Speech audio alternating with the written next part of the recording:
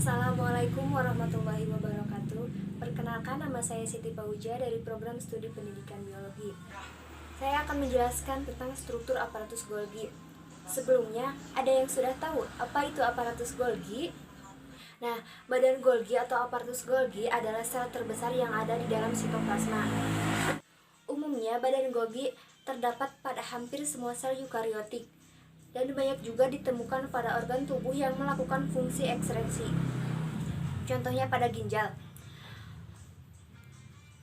Badan Golgi pada tumbuhan disebut diktiosom.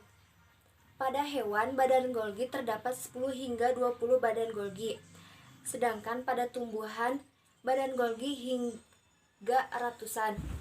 Pertama kali badan Golgi ditemukan oleh Camillo Golgi. Untuk struktur badan Golgi, yang pertama skula merupakan gelembung yang berbentuk gepeng seperti cakram yang tersusun oleh tumpukan-tumpukan masing-masing dipisahkan oleh celah yang sempit. Kedua permukaan masing-masing skula tidak sama, yaitu satu cembung dan lainnya memiliki permukaan hukum. Yang kedua vesikel skretoris, gelembung yang merupakan bagian skula yang terdapat pada bagian tepi. Yang ketiga mikrovesikel atau vesikel transfer, gelembung mikro yang berdiameter kurang lebih 40 mikrometer yang bergerak. Bahwasanya mikrovesikel ini berasal dari retikulum endoplasma kasar yang dilepaskan. Nah, di sini ada sisi cis sebagai bagian penerima aparatus Golgi dan sisi trans sebagai bagian pengirim aparatus Golgi.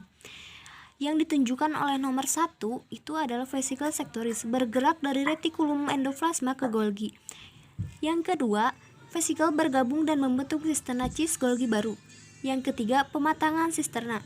Sisterna Golgi bergerak dengan arah cis ke trans.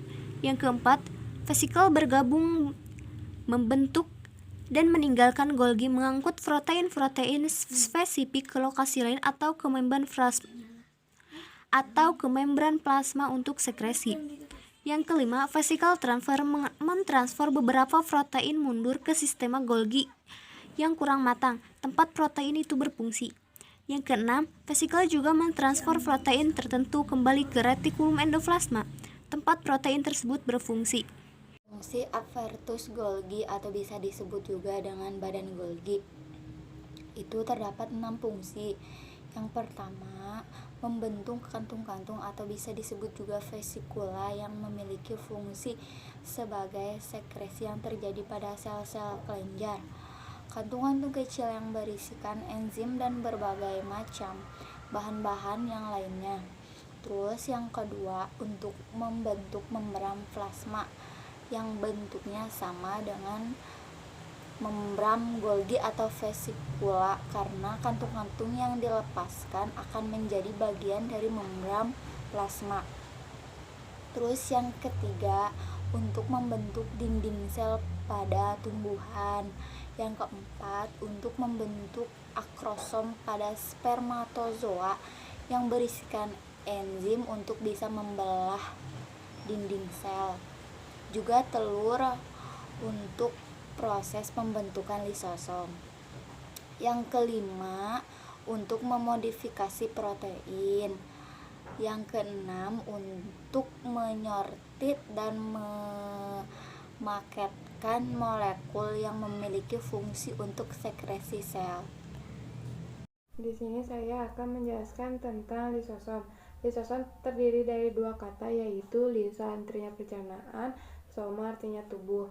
Lisosom merupakan kantong yang berbentuk agak bulat dikelilingi membran tunggal yang digunakan sel untuk mencerna makromolekul. Yang digunakan lisosom untuk mencerna makromolekul adalah hidrolitik. Lisosom berisi enzim lisozim yang akan mencerna polisakarida, lipid, fosfolipid, asam nukleat, dan protein. Nah, bagaimana lisosom terbentuk? Yang pertama, enzim lisozim diproduksi di dalam ribosom, kemudian enzim masuk ke dalam retikulum endoplasma, kemudian enzim masuk ke dalam aparatus Golgi. Dari aparatus Golgi dikeluarkan ke dalam sitoplasma. Nah, dan hasil dari sitoplasma itu adalah menjadi lisosom. Nah, di sini ada struktur lisosom, silahkan dilihat. Fungsi lisosom memiliki beberapa fungsi, yaitu mencerna zat makanan hasil dari fagositosis dan pinositosis, terus mencerna makanan dan cadangan apabila kekurangan makanan, menghancurkan organel sel yang telah rusak, menghancurkan benda yang berada di luar organel sel.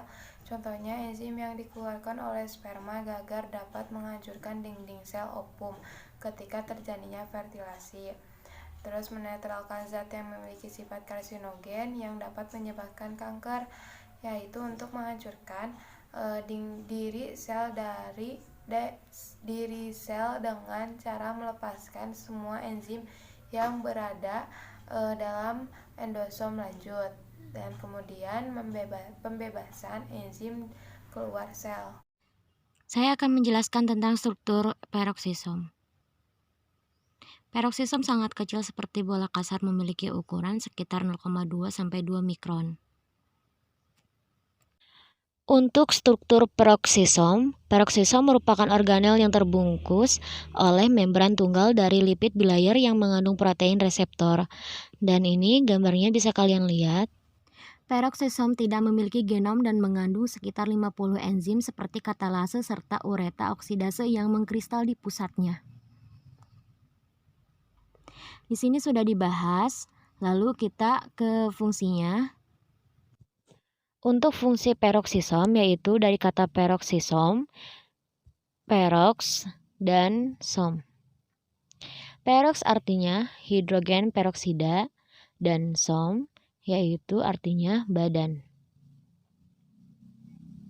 Peroksisom mengandung enzim-enzim yang mentransfer hidrogen dari berbagai substrat ke oksigen O2 kemudian menghasilkan hidrogen peroksida H2O sebagai produk sampingan. Fungsi peroksisom menggunakan oksigen untuk memecah asam lemak menjadi molekul-molekul yang lebih kecil untuk kemudian ditransport ke mitokondria dan digunakan sebagai bahan bakar respirasi seluler.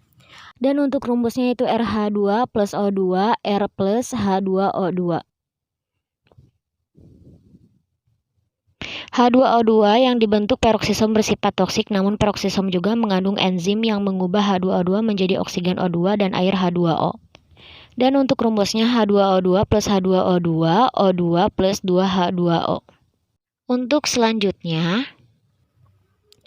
peroksisom di hati mendetoksifikasi alkohol dan senyawa-senyawa berbahaya dengan cara mengoksidasi substrat menggunakan H2O2 melalui bantuan enzim katalase. Untuk rumusnya RH2 plus H2O2 R plus 2H2O. Untuk glioksisom, peroksisom terspesialisasi disebut glioksisom, ditemukan dalam jaringan penyimpanan lemak pada biji tumbuhan. Nah, bisa untuk kalian lihat dan perhatikan. Dan untuk glioksisom juga, glioksisom mengandung enzim yang menginisiasi pengubahan asam lemak menjadi gula untuk digunakan sebagai sumber energi dan karbon pada semain yang sedang tumbuh. Untuk pembentukan peroksisom tumbuh menjadi besar dengan cara menggabungkan protein-protein yang dibuat di sitosol, lipid yang dibuat di RE, dan lipid yang disintesis di dalam peroksisom itu sendiri. Jumlah peroksisom dapat bertambah dengan cara pembelahan menjadi 2 ketika telah mencapai ukuran tertentu. Kali ini saya akan membahas tentang secretory pathway. Secretory pathway ini merupakan berkaitan tentang sistem endomembran yang memiliki keterkaitan antar fungsi dan struktur organel-organel dalam mekanisme kerjanya. Organel-organel itu meliputi retikulum endoplasma, badan Golgi, vesikula, vakula, dan lisosom. Nah, dinamai dengan secretory pathway karena dia ini memiliki sebuah jalur sel untuk mengeluarkan protein ke dalam lingkungan ekstraselulernya. Nah, sama halnya seperti sungai, jalur ini memiliki aliran atau cairan di dalamnya yang dinamai dengan lumen atau sitosol, lumen dan sitosol. Mekanisme sekresi protein diawali dengan di retikulum endoplasma. Retikulum endoplasma merupakan perluasan selubung nukleus yang terdiri dari jaringan saluran bermembran, dan vesikel yang saling terhubung. Jalur sekresi protein, protein larut atau soluble protein, dan protein membran disintesis dalam ribosom yang terikat pada retikulum endoplasma kasar dan kemudian bergerak ke tujuan akhir dari masing-masing protein melalui jalur sekresi. Pada seukariot, jalur sekresi protein melibatkan suatu migrasi vesikuler, sebuah prinsip mengatur semua lalu lintas peredaran protein dalam jalur sekresi, yaitu transportasi protein dari kompartemen ke kompartemen lain yang dibatasi membran, dimediasi oleh vesikel. Vesikel ini mengumpulkan protein kargo dalam bentuk bud atau tunas vesikel yang timbul dari suatu membran kompartemen. Kemudian, protein kargo dikirim ke kompartemen berikutnya melalui fusi vesikel dengan membran kompartemen target. Lalu sekresi protein merupakan suatu proses kompleks yang melibatkan banyak organel dan molekul pembantu. Secara garis besar, protein yang akan disekresikan melalui jalur sekresi protein, di mana protein yang baru terbentuk akan melewati retikulum endoplasma, kompleks Golgi, dan kemudian menuju membran plasma untuk selanjutnya disekresikan keluar. Protein disekresikan keluar sel vesikel sekresi, vesikel Golgi, retikulum endoplasma kasar. Setelah protein disintesis ke ribosom di RE kasar, protein akan disekresikan, dikemas dalam vesikel, dan dikirim ke kompleks Golgi. Kemudian protein akan siap untuk disekresikan, akan dikemas dalam vesikel sekresi, dan diarahkan ke membran plasma. Vesikel sekresi berfungsi untuk mengeluarkan protein kargo. Saat protein sekretoris terbentuk, membran retikulum endoplasma akan mempertahankan supaya terpisah dengan protein yang dihasilkan oleh ribosom bebas. Protein yang disintesis dalam retikulum endoplasma tidak akan dapat keluar dari lumen retikulum endoplasma sampai lengkap konformasinya. Protein sekretoris keluar dari retikulum endoplasma. Saat protein sekretoris terbentuk, membran retikulum endoplasma akan mempertahankan supaya terpisah dengan protein yang dihasilkan oleh ribosom bebas. Protein yang disintesis dalam retikulum endoplasma tidak akan dapat keluar dari lumen retikulum endoplasma sampai lengkap konformasinya.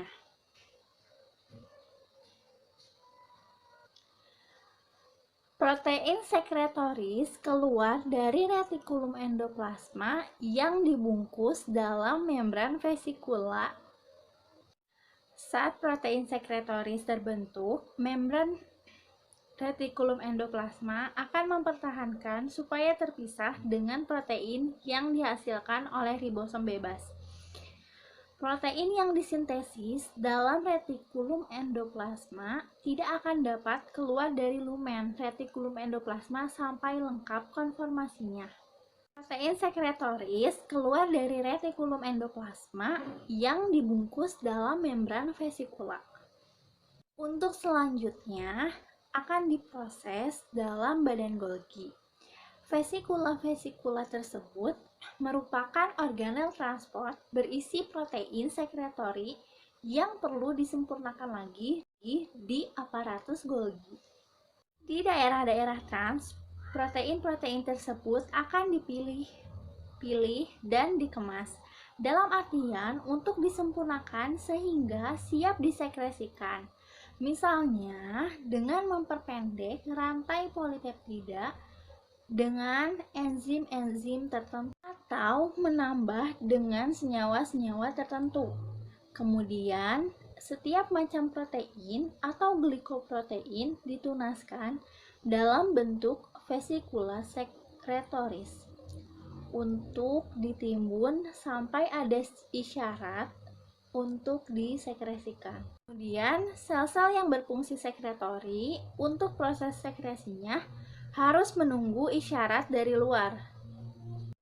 Vesikel sekretoris berasal dari pertunasan pada Golgi daerah trans. Untuk pembentukannya melibatkan selubung protein yang disebut klatirin.